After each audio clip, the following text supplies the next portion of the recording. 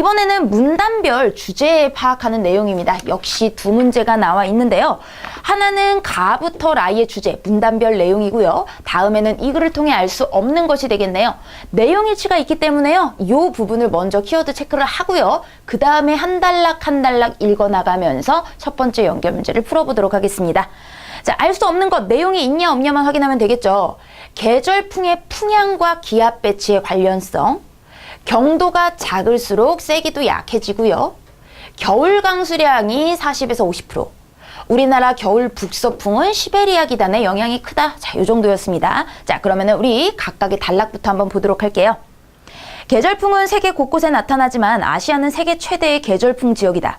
아시아 계절풍의 특징은 여름에는 남풍계, 겨울에는 북풍계 바람이 부는 것이지만 지역의 위치와 지형에 따라 계절풍의 방향은 약간의 차이가 있다. 자, 예를 들어는 그렇게 중요한 내용이 아니기 때문에 결국에 우리가 필요한 거는 계절풍은 곳곳에 나타나지만 아시아는 이러하다. 그래서 아시아 계열의 계절풍의 특징이 나왔네요. 자, 그래서 계절풍에 따른 아시아 지역의 풍향 특징들 괜찮습니다.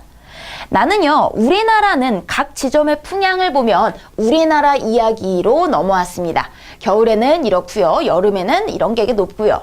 이와 같이 계절풍에 따라 타월풍의 방향이 바뀌는 것이다. 지역에 따라 계절풍이 시작되는 시기와 빈도 차이는 있으나 대체로 우리나라는 여름에는 남서남동, 겨울에는 북서풍이 분다. 이 두 계절풍이 발달하기 때문에 이렇게 기압 배치가 이렇게 변한다라고 이야기가 나왔어요. 그렇기 때문에 우리 1번에 나온 기압 배치 이야기까지 찾을 수가 있겠죠.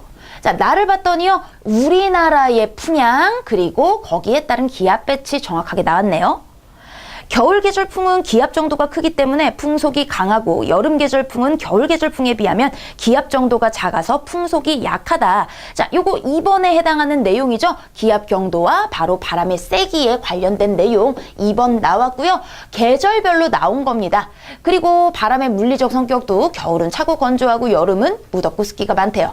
이와 같은 계절풍의 특성은 우리나라 여름, 겨울 기후적 특징을 결정짓는 중요한 요인이 된다. 계절풍에 따른 기후현상은 우계, 건계의 뚜렷한 구분이다. 우리나라를 비롯한 아시아에선 여름 계절풍이 불 때는 우계, 겨울 계절풍이 불 때는 건계가 된다. 여름 강수량이 연 강수량의 50에서 60%고 내륙은 해안은 이렇게 나왔네요. 자, 요거요 3번 얘기랑 연결시킬 수가 있는데요. 여름 강수량이 5에서 60%라고 겨울이 4, 50%가 될 수는 없겠죠. 왜냐면은 봄도 있고요. 가을도 있기 때문에 봄, 가을, 겨울을 다 포함한 게 4, 50%라고 하면 맞겠지만 겨울 강수량을 이렇게 이야기할 수는 없겠죠. 자, 그래서 다의 내용 봤더니요, 우리나라 지역 및 계절별 강수량의 차이라고 나왔는데요. 여기서는 계절별 강수량의 차이가 중심이 되기보단 계절풍에 따라서 이런 특징들이 달라진다라고 나온 겁니다. 그래서 계절풍에 따른 뭐 강수량의 차이 혹은 기후적인 특징 이렇게 돼야 되겠죠. 이걸 강수량만 나온 것도 아니기 때문에요. 기후의 특징으로 이야기시켜야 되겠네요. 자, 우선 두 문제 다 풀어봤지만요. 나머지도 확인을 해보면요. 겨울 계절풍은 여름 계절풍보다 강하게 발달한다. 겨울이 되면 차가운 시베리아 기단 얘기가 4번에 나와 있고요. 자, 시베리아 기단의 특징이 쭉쭉쭉 나오네요. 그 틈을 타서 이렇게 상대적으로 따뜻한 날씨가 된다. 바로 겨울에 영향을 미치는 요인들이 나왔네요. 바로 시베리아 기단이었습니다.